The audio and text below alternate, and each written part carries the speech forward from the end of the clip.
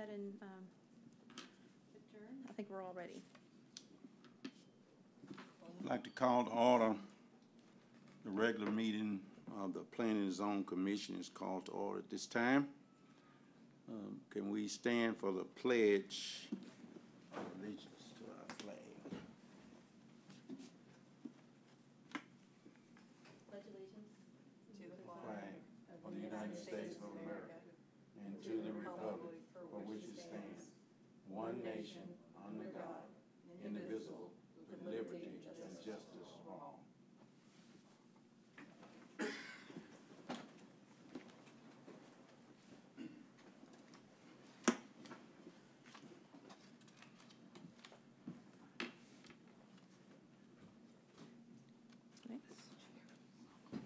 Thank all of you for being here. I would like to welcome everyone to this regular meeting of Planning and Zoning Commission.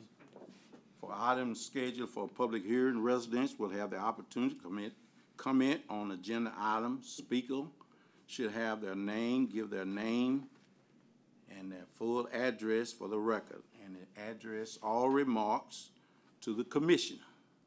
Address your remarks to the commission. The commission asks that the public remarks be limited to 3 minutes. Sometime it might take more, but it's our standard procedure asking you to please try to limit them to 3 minutes. In addition to public comments or agenda items, the commission offer an open forum whereby citizens may consent or governance issues over which the city of Nacogdoches has domain.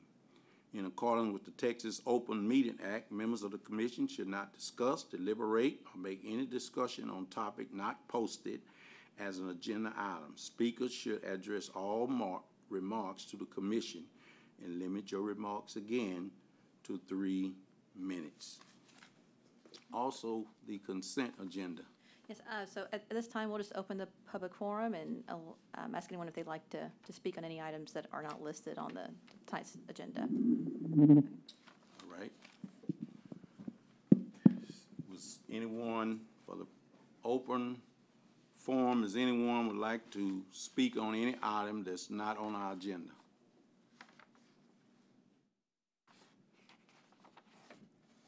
If not, we will proceed with our agenda for tonight.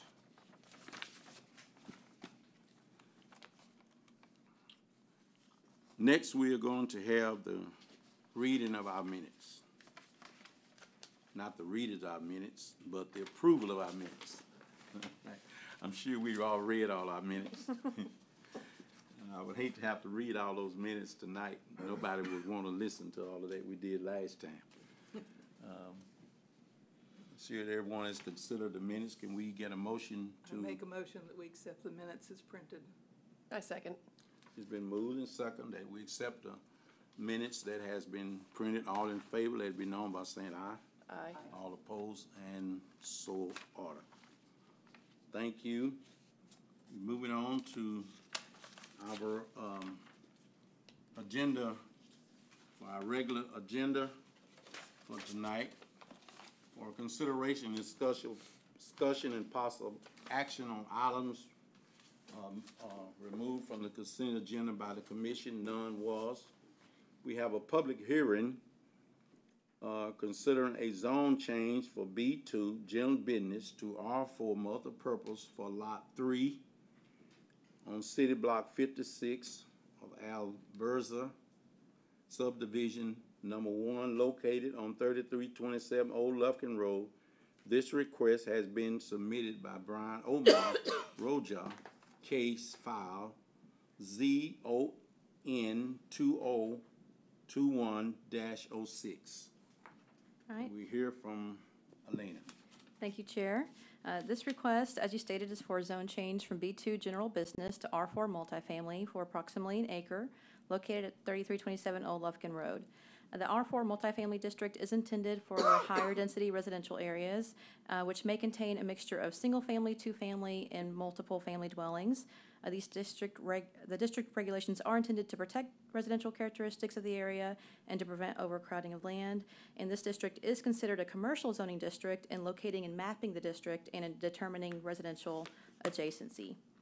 The subject property is currently developed as a single-family residence and has served as the applicant's primary residence for the last 7 years.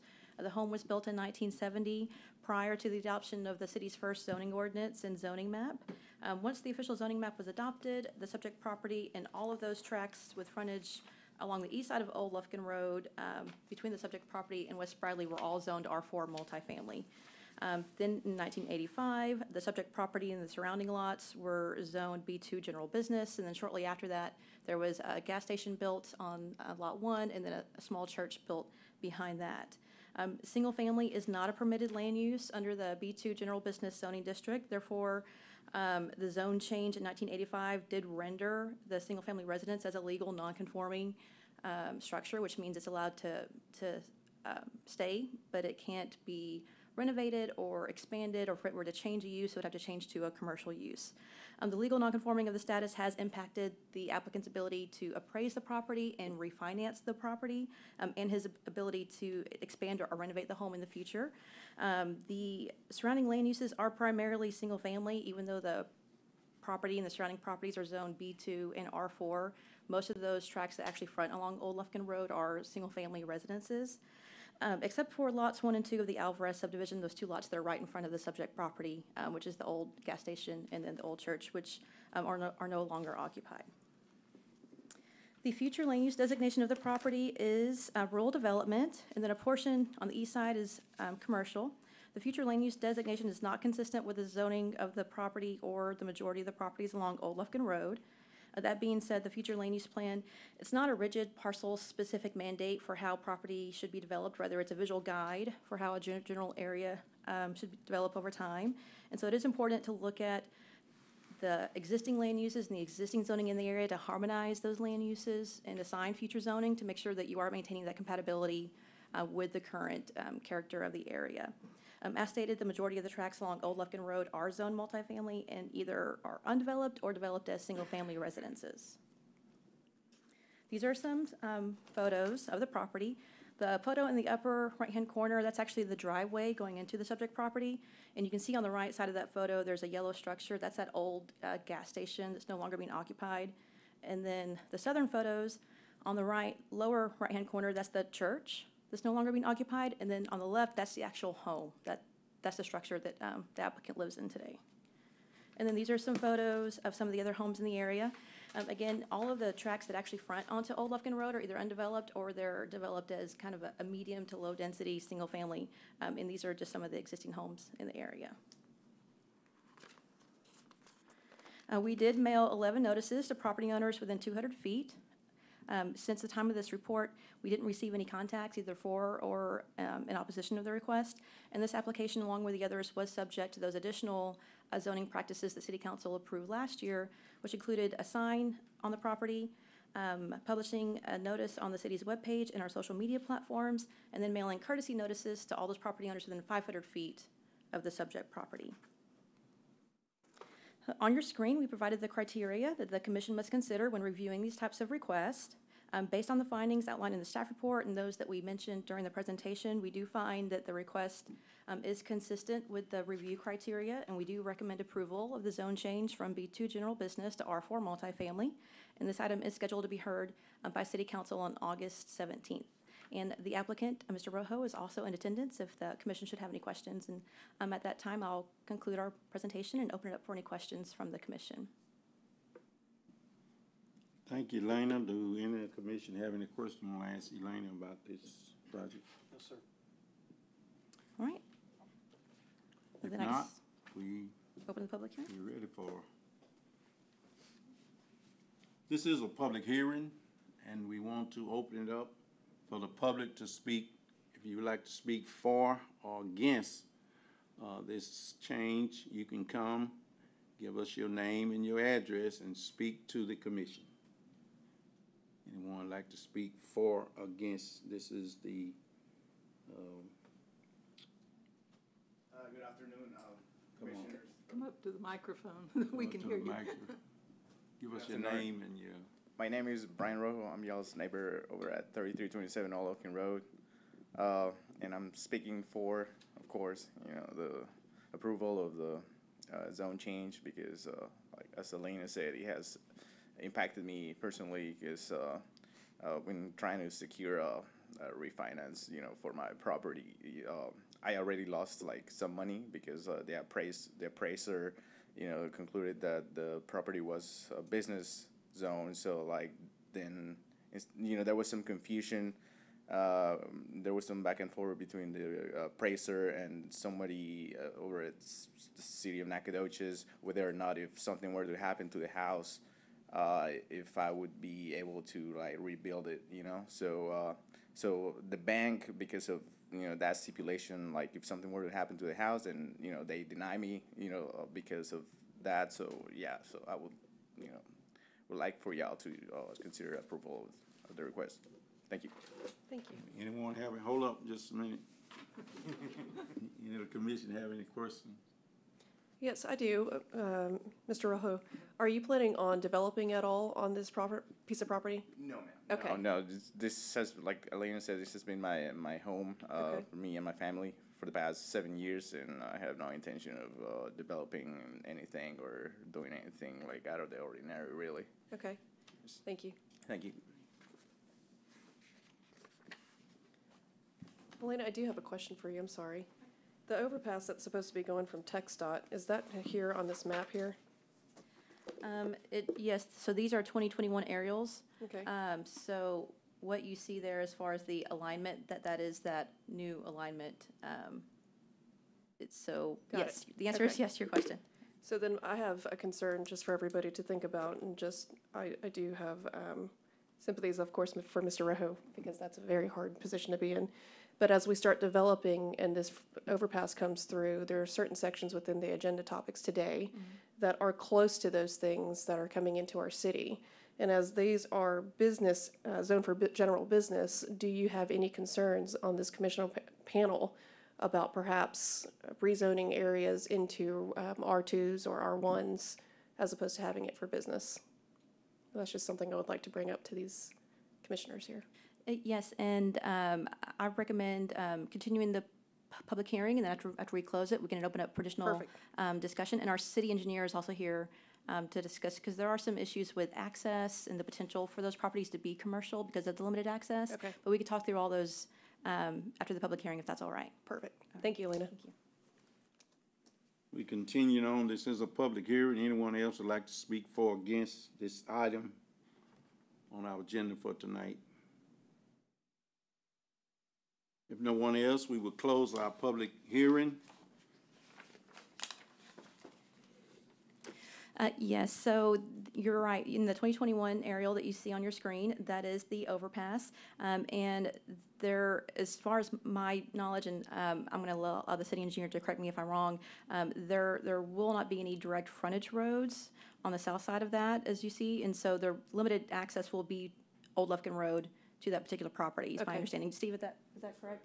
Yes, and so the commercial potential for that property will be limited to frontage along Old Lufkin Road. Got it. And so in this regard, multifamily, even if the property were to develop, is more appropriate for, this property will be more appropriate for residential because they won't have that commercial frontage that you might have for some of the other properties farther south Perfect. along that access. Thank you, Elena. You're welcome. Thank you, Steve.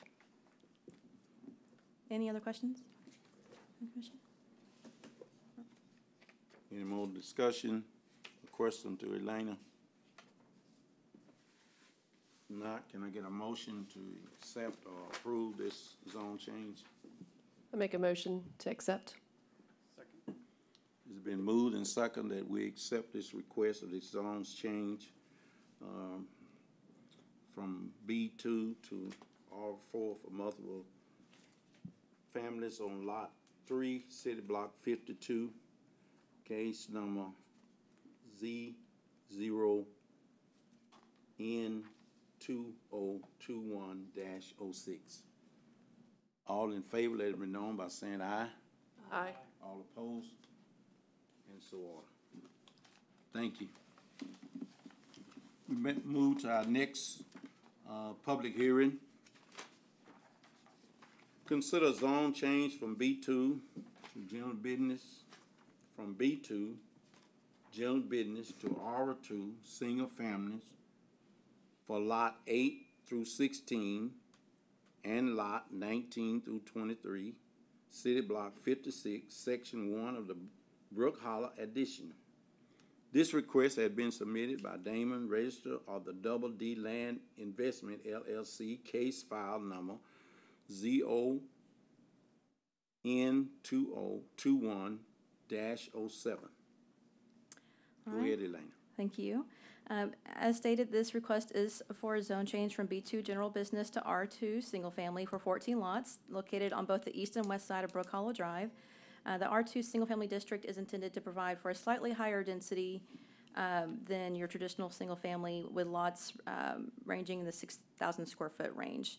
Similar to the first item you heard this evening, Section 1 of the Brook Hollow subdivision was a single-family neighborhood developed in 1970, just prior to the adoption of the city's first zoning ordinance and zoning map. And then when the subdivision was established, there were also deed restrictions that were recorded to limit the development of the area to single families, since there was no zoning in place at the time. Shortly thereafter, when the city adopted a zoning ordinance and zoning map, all of the properties along the city's major commercial corridors, North Street, Southeast Stallings, including sections of Southwest Stallings, including this section, were all zoned B2 general commercial. The last remaining undeveloped lots in the subdivision include the subject properties, as well as 4 lots at the entrance of the subdivision, and then 3 lots located at the southern end of Brook Hollow Drive. The remaining lots on Brook Hollow Drive are developed as single-family residences. Several have been built there since 1970, and if the zone change request is approved, the applicant does intend to develop those vacant properties with additional single-family residences. As stated, Brook Hollow Addition Section 1 is Zone B2, but the majority of which is developed as single-family residences. Property to the east includes a single large undeveloped tract. This is also Zone B2 general business, and the property to the west of the subdivision is undeveloped and is located just outside the city limits. The adjoining Brook Hollow Addition Section 2, which is located along Ridgewood Drive, is also Zone B2 general business, but similarly is about 50% built out with manufactured homes. The proposed R2 single-family district is consistent with the existing development in the area as far as lot size and those developed uses. The construction of additional single-family residences would not be out of character with the existing neighborhood or really be incompatible with the density in the area. The future land use plan designates this area as rural development. And while the future land use plan isn't consistent with the current zoning, like I stated earlier, the future land use plan really is it's not a rigid parcel by parcel specific mandate. It's really a broad brush, if you will, of how an area should develop over time. And when we evaluate these, we also look at the thoroughfare plan, and we also look at the land use policies and goals and objectives of the comprehensive plan to see if it's otherwise in compliance with the spirit of the comprehensive plan. Whenever we look at this request is in response to current needs for housing in the area, and so it does fit into the goals of the 2003 comprehensive plan, specifically to encourage growth inward, long-term growth where infrastructure already exists, and in order to provide a diverse and balanced pattern of land uses, both within the city and then in urbanizing portions. Some of the targeted objectives include, again, encouraging infill development where appropriate, so where you already have utilities, where it's compatible with other properties, planning for a mix or separation of land uses, and then promoting growth where adequate infrastructure already exists. And these are just some photos of the subject property. These are the vacant lots, of course, so you see the street, and then you see the undeveloped properties. And then these are some of the existing homes along Brook Hollow Drive. All of them are single-family residences. So just to give you an idea of what's there today. And then Ridgeview Drive, which is that street that intersects with Brook Hollow Drive, these are some of the homes on that drive. So on the south side, you have your manufactured homes, and on the north side, you have manufactured homes as well, but a little bit smaller size, and then about 50% of those lots are built out. We did mail 11 notices to property owners within the 200-foot notification area. We did receive one response, a written response in support of the request, and you did receive a copy of that in your packet. And again, this application was subject to those additional noticing practices. And as a note, while the comprehensive plan future land use isn't consistent with the current zoning or the request, again, this last time it was updated was in 2003, and we are about to embark on an endeavor to update our comprehensive plan. And if this zone change request is approved, staff does intend to pursue a city-initiated rezoning for the remaining tracts along Ridgeview and the south side of Brook Hollow Drive to either an R3 or an R4 or a higher density residential zoning district to be more in line with what's there and to encourage additional infill development and some of that additional infill housing that the city so desperately needs. So with that, I'll leave you with the criteria for approval that the commission must review when considering these types of requests. Staff does find that the request is in line with the criteria, and we do recommend approval of the zone change from B2 to R2. And the applicant, Mr. Register, is also in attendance if the commission should have any questions. And with that, I'll conclude staff's presentation. Anybody have any questions, Elena? I think a lot of the zoning, a lot of the designations in 1970 were what people thought might happen.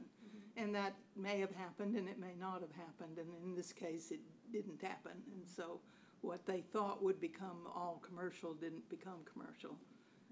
It seems a shame to penalize the people who live there now for something that they didn't have anything to do with in 1970. So.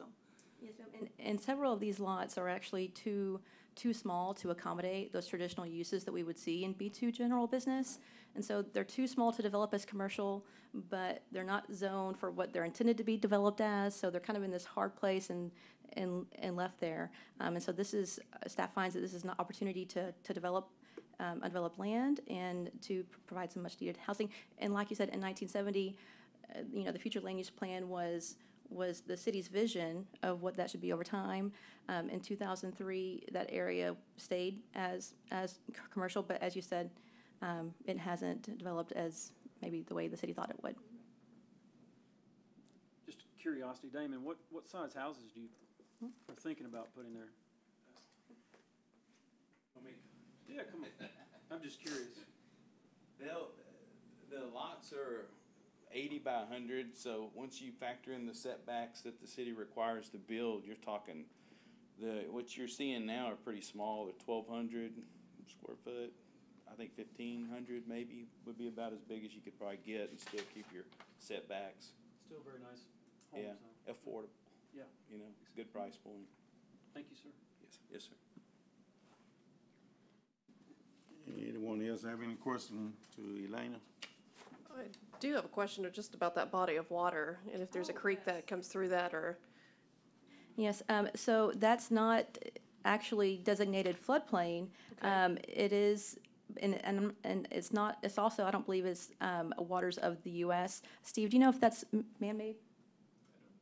No, it could be a man-made pond, but it's nothing that's recognized on the FEMA designated flood map. So Okay. we're not sure. Okay. There's no creek that runs through it, though? It's just that, okay. Interesting. See, we may have to go check and see if there's any fish in it, just to be safe. Steelhead trout. All right. Thank you. Thank you. Any more questions, Elena? If not, thank you, Elena. We move to the public hearing. This is open to this is a public hearing request. And if anyone would like to speak for or against this change can do now. State your name and your address and speak to the commissioner. And try to do it in 3 minutes if possible. Anyone like to speak for or against this request?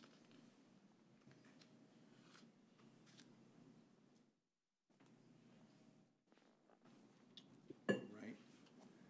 If no one would like to speak for or against for the public hearing is closed.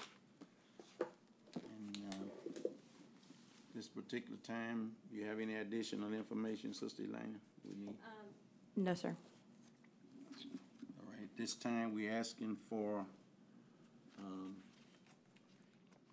motion to accept or reject this request for this lot. I'll make a motion that we accept the change in zoning from B2 to R2 for this property. Lily? I'll go ahead and second it. It's been moved and second that we accept the request that has been made from B2 to R2 on this particular lot. All those in favor, let it be known by saying aye. Aye. All opposed? And so ordered. Thank you. Next, we have a public hearing. Consider a specific use permit for liquor by the drink for lot 30, 49, 49A, and 49B, and outlet 47A, City Block 43, as described in the deed stated July the 17th, 2020, recorded in document number 2020-4460 on the real property record of Nacogdoches County, located on the southwest corner of Bremont Street and West Main Street. The request has been submitted by Brent Ivory of Ivory God Property LLC, case file number SUP 20210-3. All right, thank you, Chair. Per the zoning ordinance, should the location at which liquor by the drink is closer than 300 feet from a single-family zoning district, the owner must first obtain a specific use permit. The subject property does abut R1 single-family to the south, therefore that triggers the requirement for the SUP.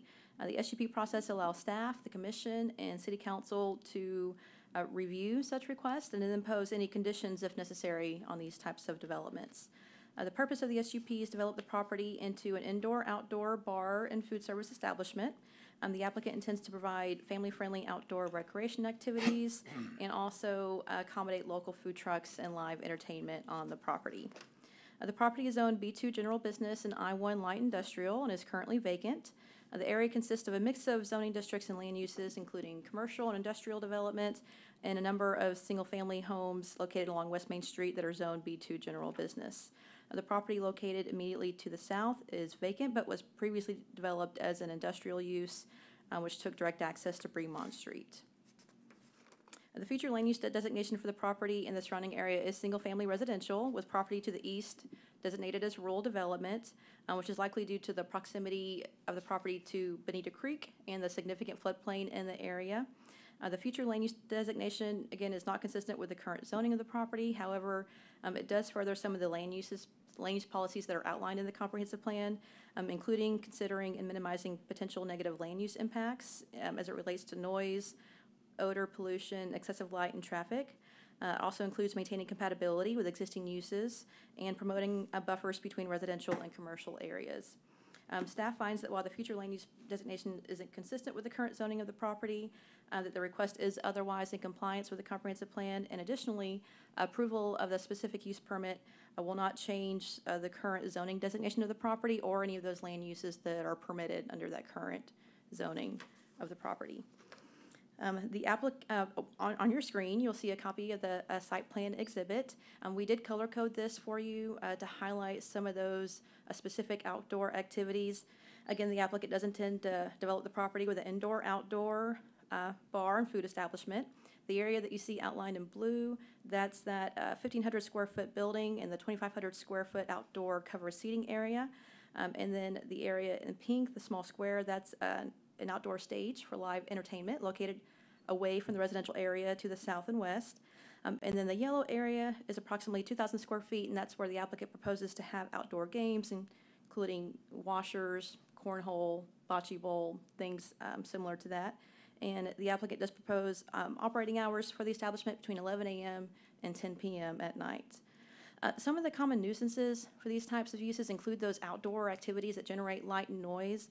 And so in order to mitigate those, the applicant is proposing to preserve a natural buffer along the south and western portions of the property. This area ranges from 30 to 70 feet in width, and it's a very thick, mature, vegetated area. And the applicant intends to preserve that and a lot of those large trees in order to provide a more efficient buffer than what would normally be provided with our minimum standards, which is a 6-foot wooden fence and a 10-foot landscape buffer. And so staff finds that this actually goes above and beyond the minimum standards and will be effective in mitigating any of those nuisances that would typically be generated by this type of use. These are some images of the subject property. The top right is a view from West Main Street, and you can really see that vegetative buffer.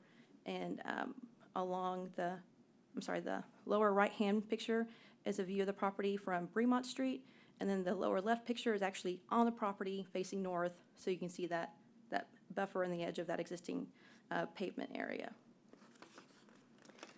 We did mail notices to 11 property owners within the 200-foot notification area, and we did receive 2 written responses, both in favor of the request, and those were in your packet.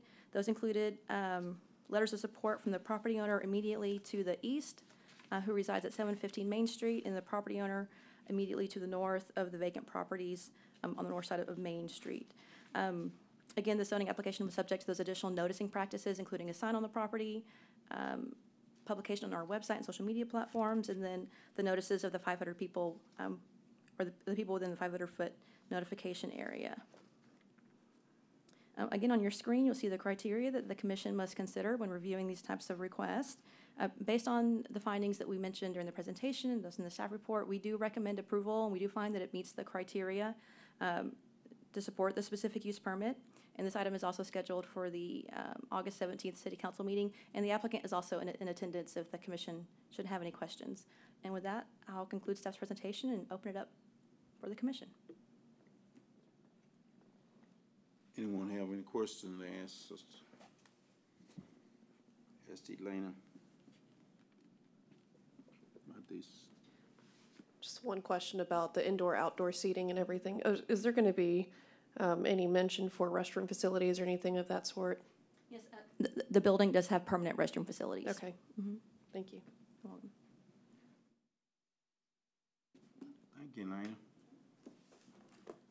This is a public hearing, and now we want to open it up to anyone that would like to speak for or against this special use permit. Mr. Mills, we did have one resident who signed up to speak remotely, Ms. Linda Hope. So after the public hearing, if we can call her in before we close the public hearing and let her address the commission. Anyone would like to speak for or against this special use permit? Special use permit mean exactly what it means, what it says. Specific use only to just these persons under these conditions. If no one present, then we ready for. Yes, so now at this time, our IT personnel should be calling in Miss Linda Hope so she can address the commission. Yep, give me 1 second. Okay.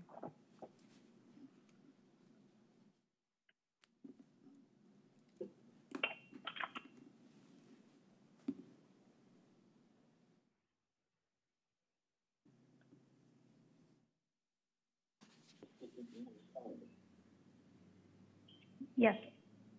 Hello? Hi, is this Linda Post? Yes. Hi, this is Elena Chafin with the City Planning Department, and you are addressing the Planning and Zoning Commission for agenda item 5D for the specific use permit on the southwest corner of West Main Street and Bremont Street. Yes. Go ahead. Okay. Hi. So hello. Thank you for giving me this opportunity. I live within the 500-foot perimeter of this proposed business, and I just had a couple questions about the. My main concern is the noise from the live entertainment, and I know it's proposed that the business would be closing each evening at 10 p.m. Is that a guaranteed situation, or is that open to change in the future? The proposed business hours would be a condition of approval of the specific use permit. Okay, great. I just wanted to find out whether that could change very easily, but that's a condition. Okay, thank you. That was my only question. Thank you. Have a good evening. Thank you. You too.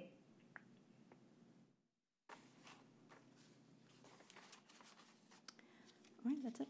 She wanted to know if it's gonna stay open till 4. Yes. I don't want to deal with this. All right.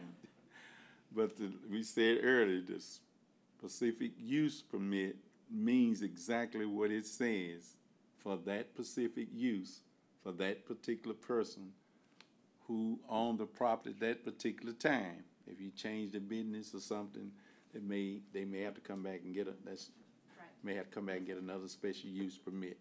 But, all the conditions are as they presented, and so they can't be changed. And if they're gonna go to another hour for clarity, 2 hours, they'd have to get another special use permit. Is that correct? Yes, they would have to come back and revise the specific use permit, and it would be the same process as the Getting another original. Yes, sir. You'd have to get another specific use permit because it says until 10. All right. Right. Nothing else. We ready for the commissioners to have any questions? Any more questions? I basically am curious to know, are these gonna be interchangeable food trucks? Are they coming in from out of town? I'm just curious to know what type of entertainment you're planning on bringing. Brent Ivy, 6140 FM 698 Nacogdoches. So we actually bought a wood fire pizza trailer that will be there, just as like, hey, you know that there's always going to be somebody there. And then we've surveyed 20 other food trailers that operate in and around Nacogdoches and East Texas who are interested in renting spots. And so the idea is to hopefully have, 3 to 5 options anytime you come there. So, and then the live music. Not like big concerts like Bonita. We're talking, like when you go to the brewery and have acoustic or some small stuff. Okay. And because we are near a residential area, that's why we don't want to be late at night loud. So. Sure. And I have one more question on your rental for food trucks, because I'm also gonna probably promote this for you. Is that how long do they rent the space for? Is it weekly? Is it going to be monthly? So how things are now with the regulations and stuff, a lot of the people they go places for free. Uh-huh. And so, and we've talked to lots of food trailer park type areas across Texas and lots of other places. We've been to a lot of these things, and typically they do month-to-month agreements. Okay. But we want to have a symbiotic relationship, and so it's kind of different here than it is in other cities. And so first it may start out as, hey, come try us out, see if we help you develop business, and then go from there. But we intend to do it month to month so that we're advertising for, hey, we're going to have these guys here this week and have, kind of standards. But that because we will control one of them, you'll always have at least one. Sure. Hope you like pizza. Yeah, love it. Thank you very much. All right. It's a great deal. Great idea. Yep. Any more questions? To Elena? Anyone? We ready at this time. We ask commissions, can we get a motion to accept or reject this special use permit request? I make a motion to approve it. I second. It's been moved and second that we accept this special use permit for this case number. All those in favor, let it be known by saying aye. Aye. All opposed? And so ordered. And Counselor, I was looking through my notes the other day, or my file, and I found a note from Miss Godshaw, who wrote me a very nice letter on behalf of her daughter many moons ago for her driving habits, so. Back in my highway patrol days. all right, thank you. At this time, do we have any discussions on any possible areas of that the commissioners would like to put on the agenda for the future? I actually do. Chairman Deppish had talked about holding a public forum on education for planning and zoning. Have we gotten anywhere with that, or do we need to discuss further on that? We're going to be bringing that forward in September. Okay. And so we'll have a number of different topics for the commission to choose from, and we'll ask you to list those in priority, but we'll send you information prior to that, and then we'll have the open forum at the meeting and talk about scheduling and order and things of that nature. So you will have something on the agenda for September for that educational series. I did also want to let the commission know that on August 24th, there's going to be a special city council workshop at the Recreation Center at 5 o'clock, where we're going to be bringing the the finalist, the consultant, for the comprehensive plan and the downtown master plan. And they'll have a discussion with city council, get to know the consultant, ask any questions, talk about the public engagement process. And so we invite the commission to attend that meeting as well, just to get an idea of the consultant's experience, kind of their methodology, and to ask, or just observe and maybe ask any questions if you'd like. The 24th, which is a Tuesday, I believe, at 5 o'clock and we'll send out an email reminder to the commission as well, so that way it's on your calendar. What was the company's name again, Elena? DTJ Design. Are they also the ones that are doing in the forefront for the downtown and master plan? Yes, both? ma'am. Okay. Mhm. Thank you. You're welcome. Where are they based out of? So they have offices in Houston, in Dallas, in Houston, in Austin, and they also have some out-of-state offices. But our particular project manager is out of Texas, and then they have some sub-consultants that are out of state. Okay. And those are all the announcements, and topics that staff has. Thank you, Lily. Thank you, Commissioner If Mills. there's nothing else, can we get a motion to end this P and Z meeting? There's no need for a motion. You can we'll just call the time and What adjourn. time we have? 5:41. This meeting is adjourned at 5:41. Good evening. Thank y'all.